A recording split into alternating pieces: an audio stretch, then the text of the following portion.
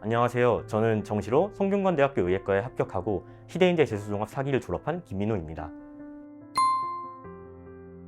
제가 현역 때에는 컨디션 조절 명분으로 공부를 하지 않고 친구들과 쉬었습니다. 그 결과 저녁에는 전혀 피곤하지 않게 되었고 수능 전날에 3, 4시간밖에 자지 못했던 기억이 있습니다. 그래서 이번에는 반드시 잠을 충분히 자고 수능장에 들어가야겠다는 생각을 했고 그 결과 좋은 컨디션으로 수능장에 들어갈 수 있었던 것 같습니다.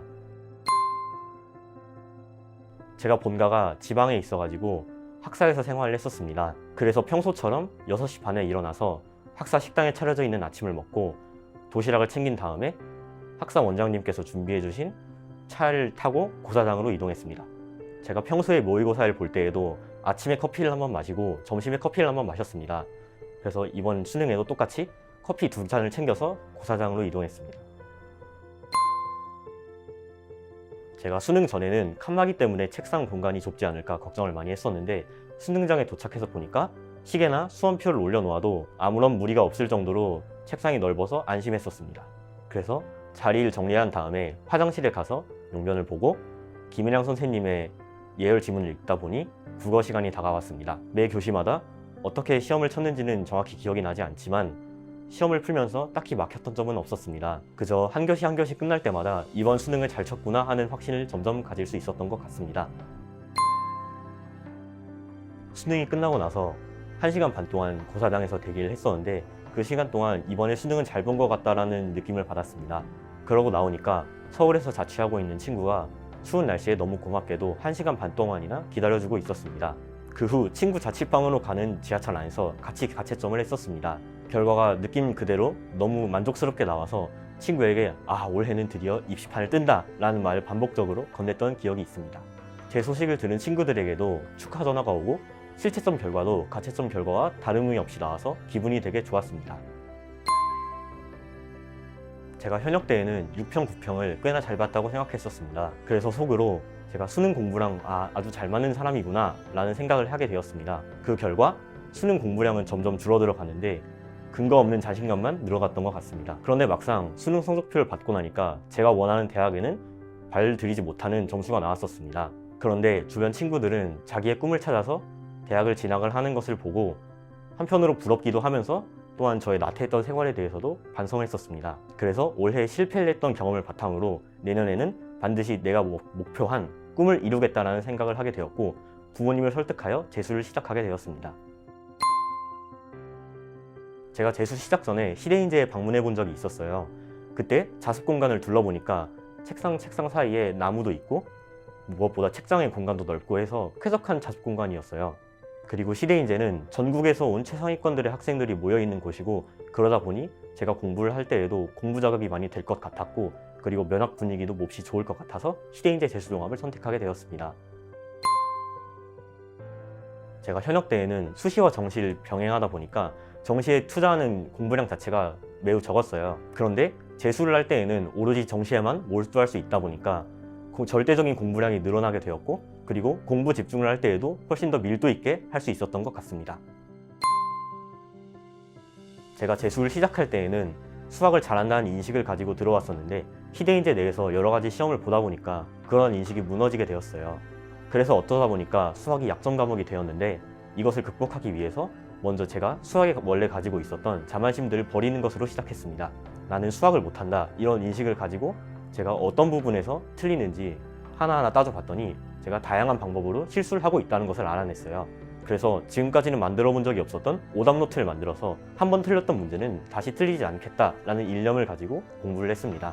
그 결과 평가원 시험에서 한 번도 맞아본 적이 없던 수학 만점을 수능장에서 받아볼 수 있게 되었습니다. 수학 같은 경우에는 강기원 선생님의 도움을 제일 많이 받았습니다. 선생님께서는 한 문제를 풀 때에도 다양한 관점을 알려주셨고 문제를 푸시는 중간중간에 던져주시는 팁들도 수능장에서 많은 도움이 되었습니다. 그리고 문제를 대하는 태도를 간단히 정립해 주셨고 그 결과 저의 수학적인 사고의 틀을 완전히 바꿔놓아 주셨습니다. 제가 잘하는 과목은 화학인데 이 과목은 고등학교 1학년 때부터 줄곧 해왔던 과목이라서 기본적으로 자신감이 있었어요. 다만 재수할 때에는 교육과정이 바뀌다 보니까 원래 배우지 않았던 화학 내용들이 들어오게 되어서 그 부분만을 집중 공략하는 데 주안점을 뒀습니다. 그리고 문제를 푸는 감을 잃지 않기 위해 히데인제에서 정기적으로 나오는 리바이벌과 히데인제 북스에서 판매하는 화학사설 문제집을 사서 공부했습니다. 국어 공부 같은 경우는 파트별로 나눠서 공부를 했었습니다. 문법 같은 경우에는 손찬빈 선생님의 문법 수업이 저의 문법 체계를 다시 정립하는 데 많은 도움이 되었습니다. 그리고 문학 같은 경우에는 김은영 선생님의 문학개념어 수업이 저의 문학 선지 판단을 하는 데 많은 도움이 되었습니다. 그리고 비문학 같은 경우도 김은영 선생님이 알려주신 대로 지문을 분석하고 문제를 풀다 보니까 비문학을 풀면서는 그 이후로는 어려움이 딱히 없었던 것 같습니다. 지구과학 같은 경우에는 다른 과탐 과목들과 달리 개념 공부가 매우 중요하고, 그리고 매번 시험을 볼 때마다 이런 것이 어디서 나왔었지? 할 만큼 되게 생소한 개념들이 시험에 자주 나오는 편이었습니다. 그래서 교육과정 내에 있는 개념들은 모두 정리하자는 일념으로 지구과학 노트를 만들어서 제가 헷갈리는 개념들, 그리고 시대인재에서 따로 짚어주는 개념들을 하나하나씩 정리해 가면서 시간이 날 때마다 지구과학 노트를 꾸준히 보아주었던 것이 성적 향상에 많은 도움이 되었던 것 같습니다. 히데인제에서 원래고사나 서바이벌을 보다 보면 제가 노력한 거에 비해서 점수가 많이 안 나올 때가 있었습니다. 그래서 그때 실수를 절대 하지 말자, 문제를 절대 틀리지 말자라는 강박증이 생겨서 엄청 고생했었습니다. 그런데 곰곰이 생각을 해보니 이렇게 짧은 시간에 성적이 오를 수 있다면 왜 이렇게 수능을 보는 사람이 많겠는가 라는 생각을 하게 되었고, 일희일비하지 말고 계속 하던 대로 공부를 꾸준히 해주자 라는 생각만 가지고 공부를 했습니다.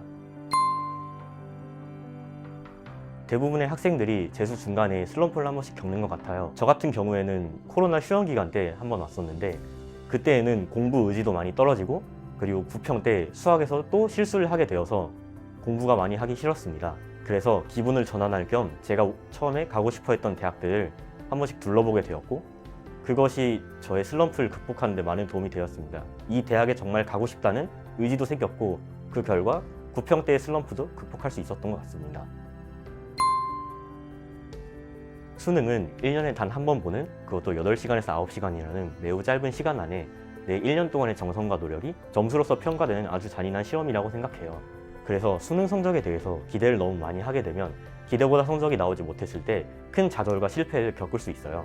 그래서 수능을 무조건 잘 봐야 된다고 생각하기보다는 결과는 그저 따라오는 것일 뿐이고, 나는 주어진 공부를 열심히 꾸준히 풀어주기만 하면 된다, 이런 마인드를 가지고 부담 없이 공부를 하면 좋을 것입니다. 히데인제 5기 여러분들도 올 한 해 열심히 노력하셔서 원하시는 목표 꼭 이루시길 바라겠고, 내년에는 꼭 멋진 새내기 생활 이루시길 기원하겠습니다.